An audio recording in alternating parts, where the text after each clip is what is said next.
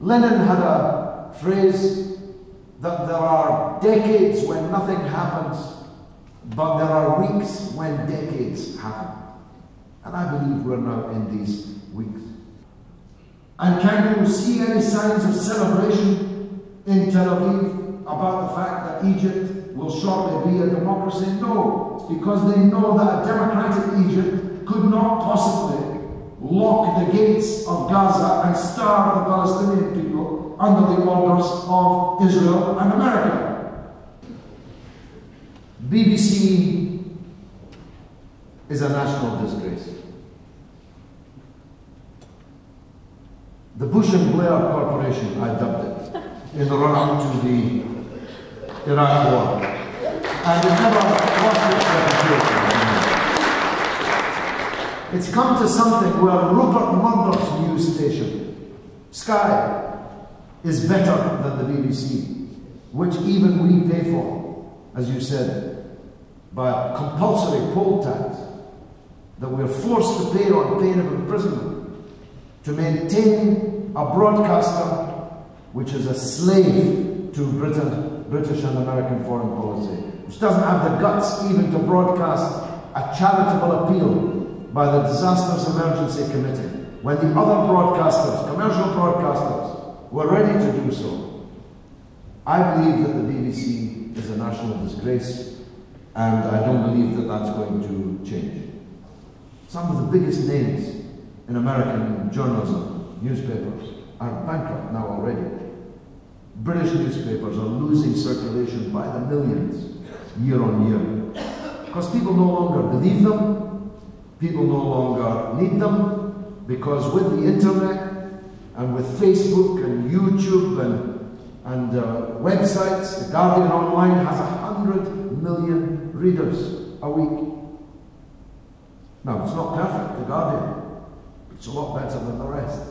100 million readers a week online. This revolution in communications through the medium of television, radio, the collapse in the cost of entry into the media market, so that I can name you two people here in this room, I mean it, who I could persuade to open a television station tomorrow, and they've got the money. Yes, it's you I'm talking about, yes, you at the back. You've got the money. Anybody who owns a couple of restaurants has got enough money to own a TV station. That's how cheap it is now to get a satellite television station. And for 2 hours, in mesmerizing detail, he described to me the catastrophe, the Nakba in Arabic, the catastrophe which had overcome and overwhelmed his people, and how the unkindest cut of all was that they, the Palestinians, who were the victims of a huge terrorist act of expropriation, their name literally being wiped off the map, their people scattered to the four corners of the earth as refugees, how they, as the victims of terrorism, had to suffer the added indignity, the insult added to the injury, that they were described as the terrorists, when in fact they were the victims of this great terrorist act. He must have been persuasive, because by the end of that 2 hours I was a signed up member of the Palestinian resistance, which I remain a member of to this day. Way back then, and I hold it still, that Palestine is the heart of the matter. It's the central issue in the confrontation between the East and the West, between the Muslim world and the non-Muslim world, our double standards towards the suffering of the Palestinians, our participation, willing, indeed authorship of the Palestinian tragedy way back almost 100 years ago. That if there's no justice for the Palestinian people, there will be no peace in the Middle East. And if there's no peace in the Middle East, there'll be no peace in the world. So we have a vital interest as a people, as human beings, but also as a country, albeit far away from the scene of this tragedy, Our fingerprints are all over it, and we have a very real, objective need to try and help bring the suffering and the injustice to an end. We, in an act unprecedented even by imperialist standards, in 1917, when Mr. Balfour, the British Foreign Secretary, promised on behalf of one people to a second people the land of a third people, which even as an imperial possession was not ours to give away, is the authorship of this whole disaster. It's quite a heavy responsibility, that, for your country to be the author of a disaster which has bled, and I mean bled, for almost 100 years since. So these Zionists did not speak for and did not represent the Jewish people.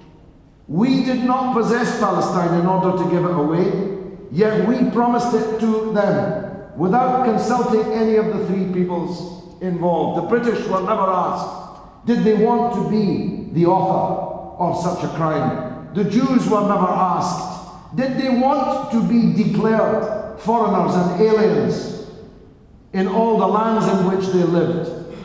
Did they want to go and live in a dusty Mediterranean outpost, very far from the life experience of the vast majority of Jews in the world at that time?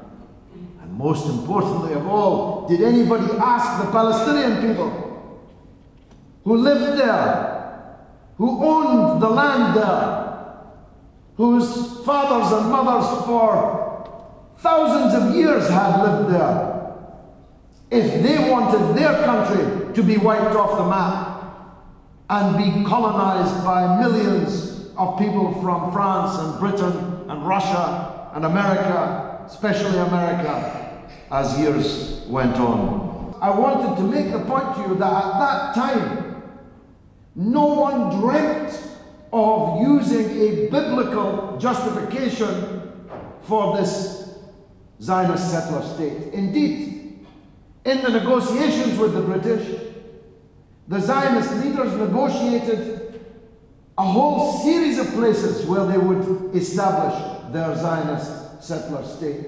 Uganda, for example, the Seychelles, Patagonia, were all on the table as places where these Zionist settlers would establish their state.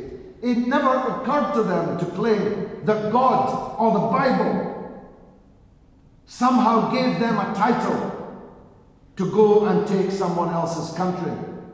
And moreover, not just take their country, but kick them out of their country so that they could have it. But that's exactly what happened. Palestine was wiped off the map. Its people were scattered to the four corners of the earth. I always used that as a rhetorical device.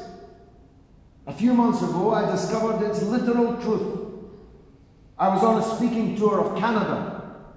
I went to the Arctic Circle, to a place called Yellowknife, where I gave a speech in the middle of the third biggest lake in the world because it was 20 feet deep with ice. Polar bears were roaming around. I'm not making that up. And there in Yellowknife I discovered 5 Palestinian refugee families, done up like Inuits, fishing through holes in the ice.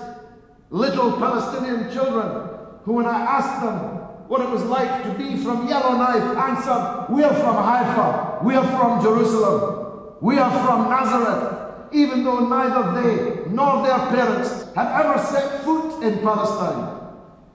But they knew that their family had been driven from Palestine, that their property, their house, their lands had been seized in Palestine, and that they still had a key and a title and an absolute and indissoluble legal right to return to their own home and their own land, and a determination so to do.